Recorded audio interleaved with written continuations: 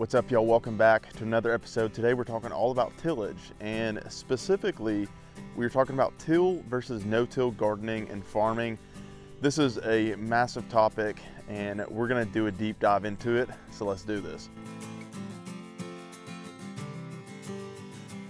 Okay, so first I want to talk about tillage, and I think the biggest pro to tillage, and a lot of the reasons people do till, is it breaks up the ground. You know, if you've got really hard ground and you're preparing a garden or you're preparing seed to plant, then breaking it up, you know, it really loosens it, makes it easy to plant in. It makes it easy for a new seedling that sprouts to send its roots down, and it really oxygenates it. But what happens when you're oxygenating that soil is it really almost triples the microbial life. And what's taking place is those microbes are consuming all the organic matter that's in the soil, the carbon and nitrogen. And without doing a very scientific deep dive into it, essentially there's a very strong correlation between organic matter and the microbial life. And these things are just, organic matter and the microbes are just really key to healthy soil and in turn healthy plants.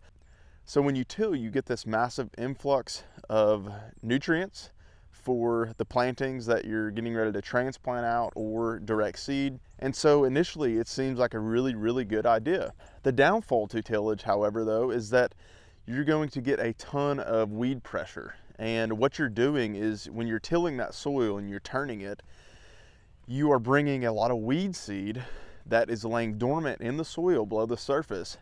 It's laying dormant, so you're bringing it to the surface, and then it's getting rained on, and then it's going to germinate and sprout, and you're going to have a disaster dealing with weeds, especially if you're doing this in your garden. I do think there's a place for an initial till if you're trying to work some organic matter into the ground when you're starting new garden beds or a farm.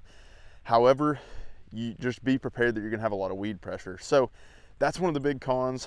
And over time, essentially what's going to happen when you do till is you are going to deplete your organic matter immensely if you continue to till and you continue to really destroy the soil. Over time as well, if you continue to till the soil, you're going to lose your topsoil to erosion from the wind and the rain and runoff. So I really think in the end that tillage is a very poor practice, especially in the long run. You're also, if you're doing this on a large scale and you're using and having to bring in fertilizer, tillage is going to greatly increase your dependence upon synthetic fertilizer. And if you look across the Great Plains, some of the most fertile cropland in the entire world, we have absolutely raped the land. These used to be native prairies that bison roamed. There was immense diversity. The topsoil and the soil health was absolutely incredible. And now it's monoculture crops of corn, soybeans, and wheat, and they're doused with fertilizers, fungicides, herbicides, etc. every single day.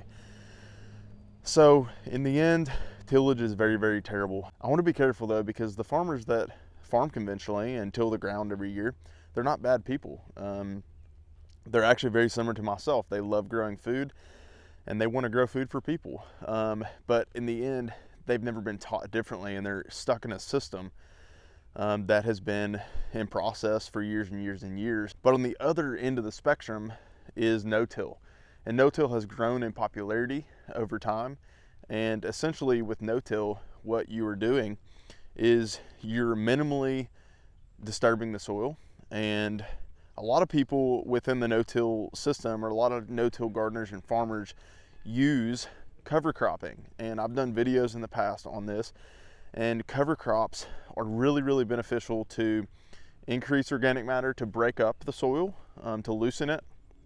It's also a way of erosion control, also helps increase water infiltration into the soil.